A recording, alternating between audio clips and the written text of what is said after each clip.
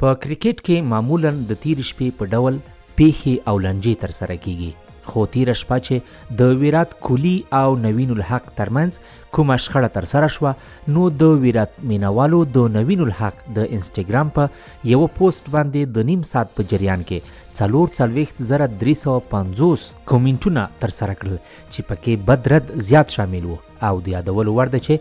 LSG لوبډلې د هندي مینوالو څخه غوښتنه کړې ده چې نوین الحق ته د بد رد ویلو څخه ډډه وکړي. اوس د یادې پیښې او جنجال په سر تیره لوبه کې ویرات او گاتم گمبیر د لوبې 100 سلنه او نوین الحق 50 سلنه جریمه شول،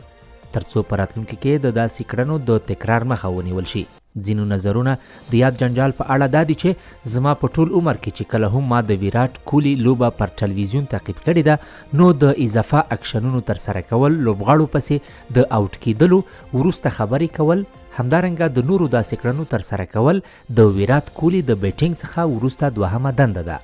او د IPL لیګ په تاریخ کې کوهلي زیات ځلې داسې کړنې ترسره کړي دي چې په زیاته اندازه یې اوس ویرات او بعضې مینوال یې عادي خبره ګڼي. ښه مثال یې په سږ کال IPL کې د ځینو لوبو پر سر جریمه، د ګنګولي او اوس د نوین سره د شخړې مثالونه واضح ثبوتونه دي. او دا هم باید ووایو چې نوین الحق یو وطن پرست او پر وطن مین کرکټر دی چې په هر صورت کې باید ملاتړ وشي. د ویرات کوهلي د چلند او اخلاق په اړه تاسو کولای شئ چې د ګوګل او نورو باوري سرچینو په مټ دا لوبغاړي په ښه توګه وپیژنئ، ځکه دلته پوسټ کول او تبصره کول ورباندې ډیر سخت او لا نور ډیر وخت ته اړتیا لري. د زغم، لوستلو او متقابل احترام په هیله. که معلومات مو خوښ شوي وي، جنت میډیا سبسکرایب کړئ او د نورو معلوماتو لپاره له موږ سره ملګري شئ.